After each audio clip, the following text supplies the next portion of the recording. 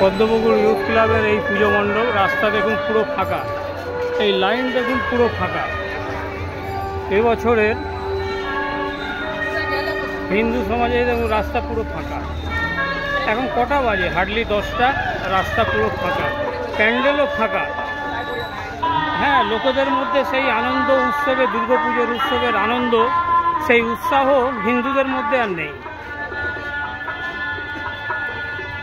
বেশিরভাগ রাস্তায় দেখবেন টুকটাক আদার কাজ, হ্যাঁ, ওরাই ঘুরে বেড়াচ্ছে। কেননা ভালো ভালো কয়েকটা পুজো মণ্ডপের ওপর যা অত্যাচার হয়েছে এবং বন্ধ করে দেওয়া হয়েছে। সাগরে একটি পুজো মণ্ডপ বন্ধ করে দেওয়া হলো, রানাঘাটেও একটা পুজো মণ্ডপ বন্ধ করে দেওয়া হলো, ওদিকে নিউ টাউনে একটা পুজো মণ্ডপ বন্ধ করে দেওয়া হলো, তারপরে সন্তোষ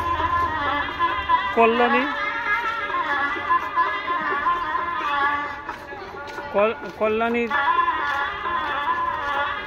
পুজো মণ্ডপও প্রশাসন এবং পার্টি মিলে বন্ধ করে দেওয়ার খুবই প্রচেষ্টা চালিয়ে যাচ্ছে যেন এই পুজো মণ্ডপটা বন্ধ হয়ে যায়। কেন ওখানেই তৃতীয়া থেকে লাখে লাখে লোকের ভিড়। দেখুন রাস্তা পদ্মপুকুর পর্যন্ত পুরো ফাঁকা। মণ্ডপে তো আপনাদের দেখালামই, পুরো ফাঁকা ছিল। আগে এই রাস্তা দিয়ে হাঁটা যেত না। মণ্ডপে যেমন লাইন, অমনি পুজো মণ্ডপে লাইন, রাস্তায় লাইন, হাঁটা দায় হয়ে যেত। এখন পুরো ফাঁকা, এদিকটাও ফাঁকা, এদিকটাও দেখুন পুরো ফাঁকা রাস্তা। কি অবস্থা! মানে পুজো দেখার যে একটা আবেগ থাকে বাঙালিদের এবং হিন্দুদের, সেই আবেগটা এই প্রশাসন এবং এই পার্টি দুটোই মন ভেঙে দিয়েছে, নষ্ট করে দিয়েছে। তাই এই অবস্থা পুজো মণ্ডপে।